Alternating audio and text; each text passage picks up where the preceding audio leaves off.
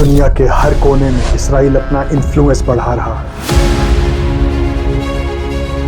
لیکن سوال یہ ہے کہ اس کے اصلی دشمن کون ہیں اور دوست کون، اور یہ سیکریٹ سیکیورٹی میپ ہمیں کیا دکھاتا ہے۔ سب سے پہلے اگر ہم فوکس کریں تو اسرائیل کی سب سے بڑی ایکسپینشن پیلسٹائن کی آکوپائڈ ٹیریٹریز میں ہے، ویسٹ بینک اور غزہ، ساتھ ہی گولان ہائٹس جو سیریا کا حصہ تھا 1967 سے اسرائیل کے کنٹرول میں ہے۔ یہ سب 1967 کی وار میں ہوا، جس میں صرف ایک ہفتے میں اسرائیل نے یہ بہت بڑی ٹیریٹری اپنے میپ میں شامل کر لی۔ یہ وہی ایریاز ہیں جہاں سے اسرائیل نے اپنے میپس کو سب سے پہلے ایکسپینڈ کیا، لیکن اس کے علاوہ اسرائیل اپنے ڈپلومیٹک انفلوئنس کو بھی بہت آگے لے گیا۔ گلف کنٹریز کے ساتھ اس کے ٹائز نارمل ہونے لگے، جیسے UAE، بحرین اور موروکو نے ابراہیم ایکارڈز کے ذریعے اپنے ریلیشن شپ اسٹیبلش کیے۔ سعودی عربیہ بھی اوپنلی ساتھ نہیں آیا لیکن اگینسٹ بھی نہیں ہے۔ اس زون میں قطر ایک ایکسیپشن ہے۔ دوحہ کی پالیسیز حماس اور ایران کے زیادہ قریب ہے، جو کہ اسرائیل کے لیے خطرہ ہے۔ اسی وجہ سے قطر کے ساتھ اسرائیل کے ریلیشن اچھے نہیں ہیں، اور ریسنٹ اٹیک بھی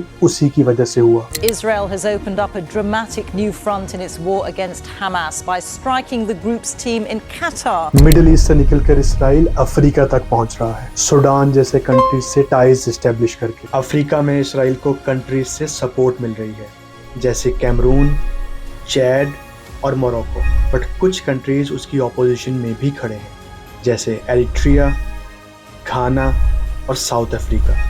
اور ایشیا کے اندر انڈیا جیسی بڑی اکانومیز کے ساتھ ڈیفنس اور ٹیکنالوجی کی پارٹنرشپ اس کے میپ کو اور بڑا کر رہی ہے۔ ہر نئے سٹیپ کے ساتھ اسرائیل اپنے سرکل آف انفلوئنس کو اور ایکسپینڈ کر رہا ہے۔ مڈل ایسٹ اور ایشیا کے علاوہ اسرائیل کے اسٹرانگ پارٹنرز یورپ میں بھی ہیں۔ UK کے ساتھ اسرائیل کی پرانی ڈیفنس اور انٹیلیجنس شیئرنگ ہے۔ فرانس ڈیفنس ٹریڈ اور ڈپلومیسی میں ساتھ ہے، اور جرمنی ملٹری ٹیکنالوجی اسپیشلی سب مرینز پرووائڈ کرتا ہے۔ امریکہ تو اسرائیل کا سپورٹر آلریڈی ہے، لیکن یہ ویسٹرن الائنس اسرائیل کو گلوبل لیول پر اور بھی اسٹرانگ بناتا ہے۔ کچھ بگ پاورز اسرائیل کے لیے یا تو نیوٹرل ہیں یا اگینسٹ ہیں۔ رشیا ایک طرف سیریا اور ایران کے قریب ہونے کی وجہ سے اسرائیل کے خلاف کھڑا ہے، جبکہ چائنا زیادہ تر نیوٹرل پالیسی رکھتا ہے اور اپنا فوکس ٹریڈ پہ رکھتا ہے۔ ٹرکی کے ساتھ ریلیشن شپس کبھی دوستی اور کبھی دشمنی کے طور پر سامنے آتے ہیں، جس کو اسرائیل کو مینٹین کرنا پڑتا ہے۔ لیکن اسرائیل کے لیے سب سے ارجنٹ خطرہ ایران کا نیوکلیئر پروگرام ہے۔ اسرائیل اوپنلی کہتا ہے کہ اگر ایران نے نیوکلیئر ویپنز حاصل کر لیے تو مڈل ایسٹ کا پاور بیلنس تباہ ہو جائے گا۔ If not stopped,